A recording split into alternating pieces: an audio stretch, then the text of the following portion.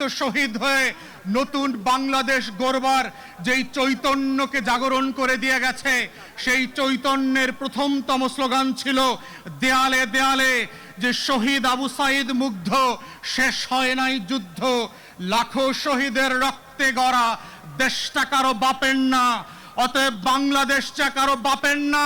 সেটা 800 বছর আগে লক্ষণ সেনকে এই দেশের মানুষ যেভাবে বুঝিয়ে দিয়েছিল, 2024 সালের জুলাই এবং আগস্টে শেখ পরিবারকে আবার বুঝিয়ে দেওয়া হয়েছে বাংলাদেশ কারো বাপের না।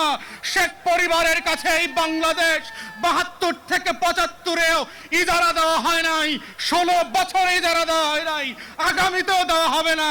যারা ব্যাকডোর দিয়ে আওয়ামী লীগকে পুনর্বাসনের দুঃস্বপ্ন দেখছেন, আওয়ামী লীগ যেভাবে বাংলার ইতিহাসে মুসলিম লীগ হয়ে গেছে, যারা আওয়ামী লীগকে পুনর্বাসনের চেষ্টা করবে, যারা সংস্কারের বদলে বিচারের বদলে আওয়ামী লীগের নেতাদেরকে গ্রেফতার করবার বদলে লুটপাটের রাজতন্ত্র কায়েম করছে, তাদেরকেও মনে করিয়ে দিতে চাই, মুসলিম লীগের ইতিহাস থেকে শেখেন। আওয়ামী লীগ মুসলিম লীগের ইতিহাস থেকে শেখে নাই বলে 60-এর দশক আবার 24-এ এসে হাজির হয়েছে। তাই গণ অভ্যুত্থানের স্পিরিট হচ্ছে বাংলাদেশ বদলে দেবার বন্দোবস্ত। গণ অভ্যুত্থানের স্পিরিট হচ্ছে নতুন করে বাংলাদেশকে ফ্যাসিবাদ মুক্ত বাংলাদেশ গড়বার প্রত্যয় তৈরি করা। গণ অভ্যুত্থানের স্পিরিট হচ্ছে সংস্কার এবং পরিবর্তন। গণ অভ্যুত্থানের স্পিরিট হচ্ছে গণতদন্ত কমিশন করে আমার 1700 শহীদের প্রত্যেকটা লাশের প্রতি ফোঁটা রক্তের বদলা নেওয়ার বিচার করা।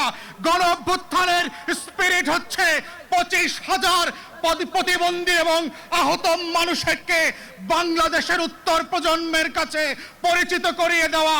গণতদন্ত কমিশনের মধ্য দিয়ে গণ অভ্যুত্থানের স্পিরিটকে বাস্তবায়ন করবার জন্য আমরা এখন পর্যন্ত দেখি নাই অন্তর্বর্তীকালীন সরকার গত 4.5 মাসে একটা তদন্ত কমিশন করেছে।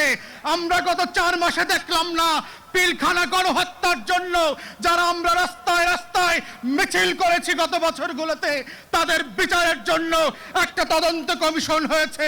আমরা এখন পর্যন্ত দেখলাম না গত 4.5 মাসে এই বিচার ব্যবস্থাকে ঢেলে সাজানোর জন্য ন্যূনতম আয়োজন করা হয়েছে।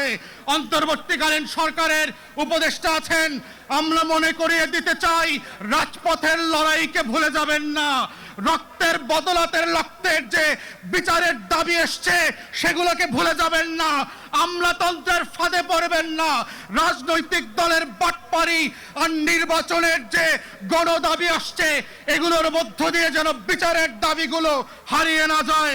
তাই আমরা আশা করছি বাংলাদেশের ইতিহাস বদলে দেবার যে লড়াই 24-এ হয়েছে, এর প্রত্যেকটা পরতে পরতে বাস্তবায়নের দায়িত্ব আপনাদেরকে নিতে হবে। না হলে ফ্রেঞ্চ রেভলিউশন থেকে, রুশ বিপ্লবের ইতিহাস থেকে শিক্ষা নেবেন। আপনারা এবং আমরা গিলোটিনের নিচে আছি, বিচার করবেন, না হলে আমরা এই বিচারের মুখোমুখি হব। এই বাস্তবতা ভুলে না গিয়ে বাংলাদেশে নতুন বাংলাদেশ গড়বার যে লড়াই, সেই লড়াইতে আপনারা লড়াইয়ের মতো করে সামিল হবেন, সেই আহ্বান জানিয়ে আমার বক্তব্য এখানেই শেষ করছি। সবাইকে অসংখ্য ধন্যবাদ। ধন্যবাদ মায়ের ডাক এবং তার পরিবারদেরকে। আসসালামু আলাইকুম। এই পর্যায়ে মাগরিবের নামাজের জন্য বিরতি।